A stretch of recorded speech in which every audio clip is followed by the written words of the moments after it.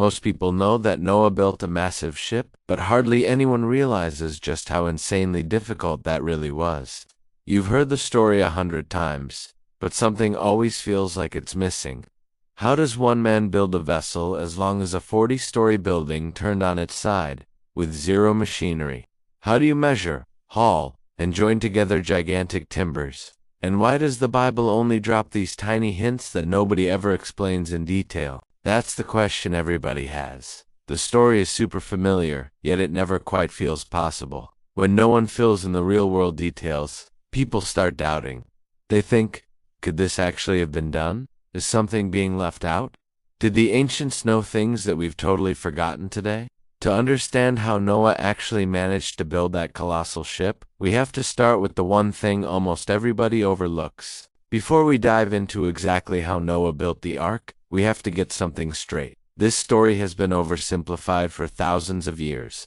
We grew up seeing adorable little illustrations, tiny wooden models, and cartoon versions that make the whole project look like a fun weekend craft. Reality was the complete opposite. The vessel the Bible describes wasn't just some oversized boat. It was an engineering monster that dwarfed anything humans had ever constructed in the ancient world. Basically a skyscraper laid sideways that had to survive the most violent flood the planet has ever seen.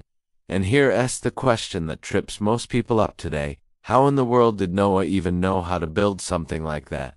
There were no engineers, no compass, no blueprints, no cranes. All Noah had was a direct command from God, crystal clear, incredibly detailed, but with zero step-by-step instructions on how to actually pull it off. That's exactly why so many people think it's too huge, too unrealistic, or straight up impossible. But that's what makes this story so worth exploring. When you zoom in on every little detail the Bible gives and combine it with what we know about ancient construction techniques, everything suddenly becomes astonishingly believable. To truly appreciate the miracle of Noah's Ark, you have to look at it like a real construction job, the landscape before the flood, the materials people had back then, ancient building methods, and how one ordinary man could finish a project that was way beyond normal human limits. All of that reveals a truth almost nobody talks about. Noah wasn't just the guy who survived the flood. He was the man who built a masterpiece under the direct guidance of God himself. And the very first step toward creating something supernatural was actually something very human. Finding the right place to build it. If you think Noah just picked any empty field and started hammering away, reality was way harder than that. A structure *** 450 feet long, *** almost 1.5 football fields, *** or about 137 meters *** could not be built just anywhere. This is the step that almost every painting, movie, and children's book completely skips. Yet it was absolutely crucial for the ship to even stand up. You can't build on soft soil, near a cliff, or anywhere that could collapse. That meant Noah had to scout the terrain, test how firm the ground was, check wind direction, figure out the distance to the forests, his main source of timber, and most importantly, choose a spot that wouldn't be ruined by moisture. No geological tools, no maps, just experience and the wisdom God gave him.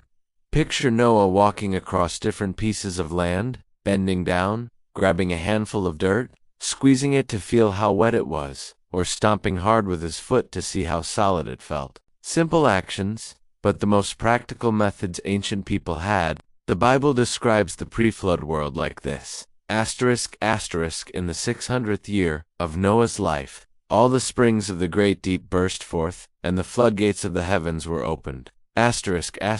No, wait. Earlier it says about the normal days before the flood. *** A mist used to rise from the earth and water the whole surface of the ground. No rain, but the ground was always damp. For a builder, that was a total nightmare. Tools would sink. Wood would absorb water and swell. The ground was too weak to support the weight of a gigantic ship. Noah could not let his foundation turn into mud. He basically had to grade the site long before that concept even existed. To deal with the moisture, he probably dug primitive drainage trenches all around the construction area, just like later ancient civilizations did. Not to drain rain, but to give the ground vapor somewhere to escape so the building pad stayed dry. Then came the backbreaking work, hauling away huge boulders, digging out tree roots, leveling every single foot of ground, compacting the surface, clearing enough space to erect the massive frame. All of it done with primitive tools and raw manpower, but with extraordinary persistence. People walking by must have thought he was nuts. Why clear such an enormous area? You don't need that much space just to build a house.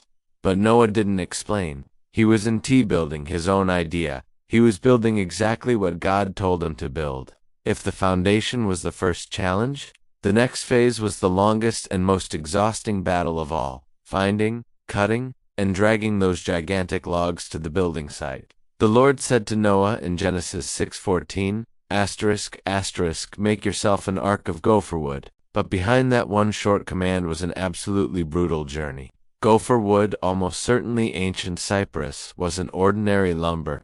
It was ideal, durable, hard, naturally water-resistant, and rot-proof. But it was also terrifyingly heavy. Those mature trees had massive diameters and heights that probably dwarfed anything we see in forests today. No chainsaws, no high-grade steel axes, no professional logging crew, just crude axes, human muscle, and determination that came straight from hearing the voice of God.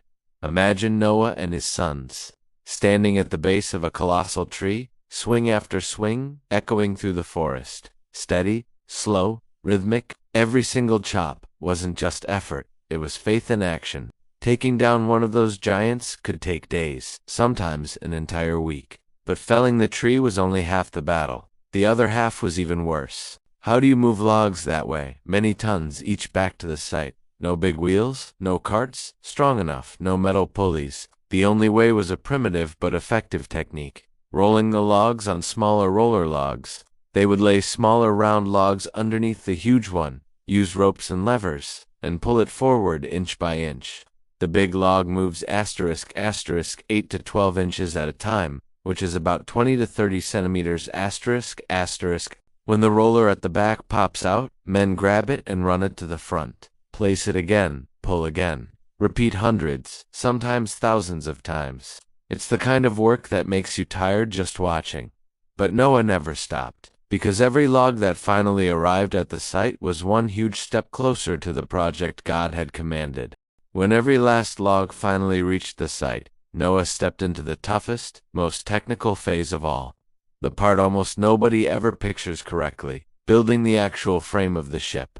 From this moment on, the pile of timber stopped being a chaotic stack and started becoming the vessel God had commanded. To make a ship 450 feet long, that's roughly 137 meters, stand rock solid, Noah needed one absolutely critical foundation piece. The keel, the massive backbone that runs the entire length of the bottom. Here's the problem. No single tree on Earth is 450 feet long.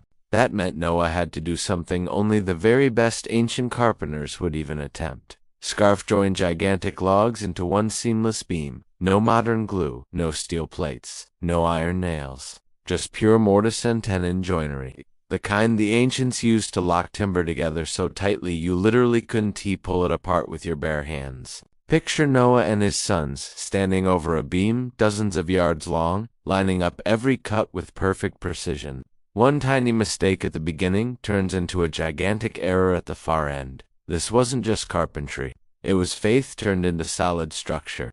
Once the keel was finished, Noah moved on to the step that would have dropped jaws for miles around, raising the rib cage. These were the massive curved frames that sweep up from both sides and give the hull its classic ship shape. To pull it off, they had to cut deep mortises right into the keel, shape the huge ribs with precise bends, line up every angle perfectly, stretch ropes to keep everything straight, and use heavy stones as plumb bobs to check for any lean. No cranes, no hydraulic lifts, just levers, ropes, and raw manpower. Imagine 4 to 6 grown men hauling on ropes to swing a rib that weighs hundreds of pounds into place. Each time one locked in, it was like the ship took another breath. Slowly, the skeleton rose, an enormous wooden ribcage growing out of the ground like some kind of prehistoric beast coming to life. People must have stared in total shock. A wooden structure taller than any modern house. Standing in the middle of dry land with no ocean in sight, no steel cables, no tower cranes, no professional shipyard, just one family and a direct order from God. Passers-by probably said, "Nobody can build something like that. That man's lost his mind. That's not a house. It's not a temple. It's nothing we've ever seen." But Noah knew exactly what it was. A place of rescue. A beautiful ship that leaks is worthless. Every seam had to be sealed. Every joint had to withstand the crushing pressure of the greatest flood in history. So once the frame was up, Noah moved to the make-or-break step. Waterproofing? The Bible puts it in one short line. Make rooms in the ark, and cover it inside and out with pitch. Bitumen doesn't come ready to use. You have to collect it from seeps or tar pits. Heat it in stone or clay pots until it's molten. Thicken it just right. Then brush it on while it's still scorching hot. When it cools, it forms an almost perfect waterproof skin, like armor wrapped around the entire ship. Noah and his sons probably cooked batch after batch over open fires, then hurried to fill every crack, seal every hole, coat every mortise and tenon, and slather the entire inside and outside surface. Why both inside and outside? A lot of modern pictures only show the outside getting pitched. That's wrong. Wood breathes. It pulls moisture straight out of the air. Even if floodwater never touches it directly. Pitch only the outside, and water will still seep from the inside of the timber outward, rotting the structure over time. That's why God specifically said, inside and out. That tiny detail literally saved the whole ship. The job had to be repeated hundreds of times. Brush on a layer, let it dry. Brush on another layer. Repeat until every square inch was bulletproof. Skip even one tiny crack. One gap, just a fraction of an inch wide, and the flood's pressure would blast right through. Waterproofing isn't pretty work. It's sticky, hot, miserable, and takes endless patience. But when the final coat of pitch finally hardened, the ark had transformed from a wooden skeleton into a floating fortress. With the exterior finished, Noah stepped inside to build a world. A giant ship is useless if the interior is chaos. God gave one key instruction. Make rooms in the ark. That means Noah didn't build one giant open hold. He built hundreds of separate stalls and cages. Why divide it up? To keep animals under control, to stop predators from eating the prey, to maintain order, to cut down on noise, and most importantly, to balance the weight. A vessel this long has to stay perfectly balanced. Put all the heavy animals on one side and the ship could roll over the moment it hits big waves. The ark had 3 decks, and Noah organized them brilliantly by weight. Bottom deck, heaviest animals, elephants, buffalo, cattle, hippos, keeps the center of gravity low. Middle deck, medium-sized lions, deer, bears, antelope. Top deck, lightest birds, small mammals, reptiles, easy ventilation and care. This layout is pure naval engineering sense. God also said to finish the ark too within 18 inches of the roof, which is about 45 centimeters, and put the door in the side. That 18-inch gap was probably a continuous vent strip running all the way around just under the roof line, letting fresh air in, hot air out, and circulation between all 3 levels. Noah likely added smaller vents and overhanging eaves so rain couldn't drive straight in. No ventilation equals poisonous gases from thousands of animals equals death. That system was life or death critical. God also commanded, "You are to take every kind of food that is to be eaten and store it away as food for you and for them." That meant massive storage rooms, dry preservation, mold prevention, and food separated by species. The ark wasn't just a shelter. It was a floating city, complete with aisles, storage holds, waste management, and drainage. When the interior was finally ready, only one major feature remained: the door. One gigantic door. The single entrance for every living creature on earth. The Bible stresses something incredible. Noah did not close it himself. God told him, "Put a door in the side of the ark, not on the roof, not at the stern, right in the side, like a warehouse loading gate." A huge opening in the side of the hull is the weakest spot imaginable. It reduces strength, invites leaks, and threatens the whole structure's stability. Noah reinforced around it with massive beams, diagonal braces, deep mortises, and huge hardwood pins. turning the doorway into a fortress frame that could take wave impacts and wind. The door had to be big enough for elephants to walk through, giraffes to duck under, predators and prey to enter without getting stuck. No iron hinges existed, so Noah used an ancient vertical pivot system. One thick vertical wooden post running the full height of the door edge, top and bottom ends rotating in deep sockets carved into the threshold, and header beams swinging exactly like a giant gate. When closed, they could wedge extra pitch and plant fibers into the seams for a perfect seal. But the most important detail is this: then the Lord shut him in. Noah could build the door, but he was not the one who locked it. That final seal didn't belong to human hands. The protection of the ark didn't rest on human strength. The moment that door closed was the moment God officially began his plan of judgment and redemption. That door wasn't just hardware, it was the dividing line between life and death. The door was ready, the ark was finished, but one last miracle still had to happen. The Bible never says Noah went out hunting animals. Instead, pairs of clean and unclean animals, of birds and of all creatures that move along the ground, male and female, came to Noah and entered the ark, pair by pair. Orderly, no panic, no fighting. Lions walking beside antelope, tigers next to deer, birds landing 2 by 2, snakes slithering straight to the ramp, even insects arriving in little groups, every single one guided by an unseen hand. This was supernatural proof. No human could make the entire animal kingdom line up peacefully.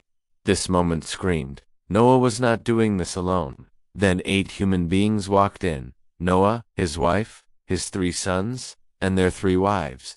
When every creature was in its place, the door, closed by the hand of God himself, swung shut. That moment ended the old world and started the next chapter of humanity. Just an eerie silence, as if the entire universe held its breath.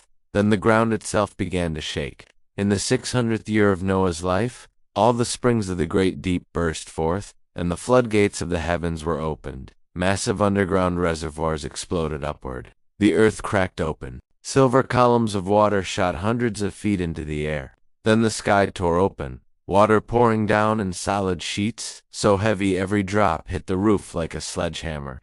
For 40 days and 40 nights the hammering never stopped, and then the ark lifted clean off the ground. No rudder, no oars, no sails. The ship was completely in God's hands, drifting on a world that was drowning. The old world outside, gaunt the waters rose and covered the mountains to a depth of more than 15 cubits. All the ark could see was endless ocean, an ocean that had never existed before. This wasn't just destruction. This was a complete reset. After drifting for many long months on an ocean that covered the entire planet, one short sentence changes everything. And God remembered Noah. That single line means the next chapter of the rescue had finally come. God sent a wind across the earth, not to destroy this time, but to restore it. He caused the water to recede little by little, day after day. Springs from the deep were closed. The floodgates of the heavens were shut. Slowly the sky cleared and the endless sea began to shrink. Noah could do nothing but wait. No GPS, no weather report. No idea how long it would take. He and his family had already been inside the ark for more than a full year, listening to waves, slapping the hull, checking joints, feeding animals, living by lamplight, trusting without a calendar or a clock. That wasn't just a physical test. It was a test of faith that probably felt longer than the flood itself. Then, finally, came the moment everyone had been waiting for. The ark came to rest on the mountains of Ararat. Genesis 8:24, it stopped moving. The violent rocking ended. The timbers stopped groaning. The ship sat still for the first time in over a year. Still, Noah waited. He didn't throw the door open the second the ark touched ground. He waited for God's perfect timing. He sent out a raven. It flew back and forth but found no place to land. 7 days later he sent out a dove. It came back with nothing. 7 more days, and the dove returned carrying a fresh olive leaf in its beak. A week after that, the dove didn't come back at all. Finally, God spoke the words Noah had been longing to hear. Come out of the ark, you and your wife and your sons and their wives. Bring out every kind of living creature that is with you, so they can multiply on the earth and be fruitful and increase in number. Genesis 8:15-17.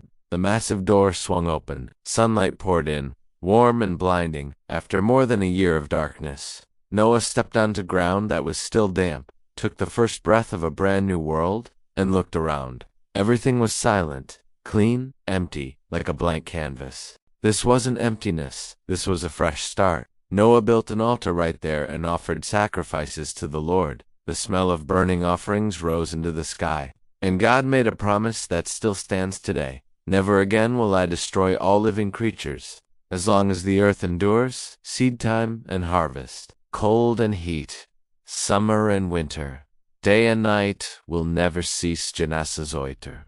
Vincium menus vincidois. Then God placed his rainbow in the clouds as the sign of that covenant, a reminder that mercy had triumphed over judgment. Noah wasn't just a survivor.